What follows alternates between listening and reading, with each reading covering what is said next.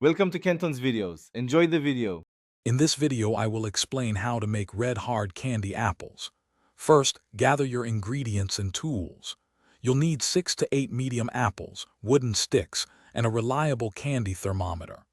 Wash and dry your apples very well. Any moisture will prevent the candy from sticking. Insert a stick into the stem end of each apple, then prepare a baking sheet with parchment paper or a silicone mat for cooling.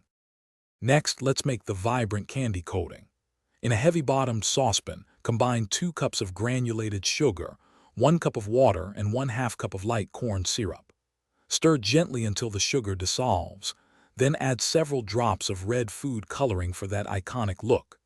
Heat the mixture over medium-high heat, without stirring, until it reaches exactly 300 degrees Fahrenheit on your candy thermometer, which is the hard crack stage. Now for the fun part, dipping the apples. Once your candy mixture reaches the correct temperature, carefully tilt the pan slightly. Dip each apple, holding it by the stick, and rotate it to ensure an even, thin coating all around. Allow any excess candy to drip off before placing the apple onto your prepared baking sheet. Let them cool completely at room temperature until the candy hardens to a crisp, shiny finish. And there you have it. Beautiful, delicious red hard candy apples, perfect for any occasion. These treats are best enjoyed fresh, but if you have any leftovers, store them in an airtight container at room temperature for a few days. They make wonderful gifts or a delightful snack.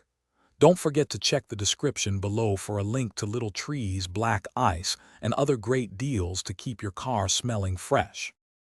Thanks for watching. Consider subscribing if we helped you.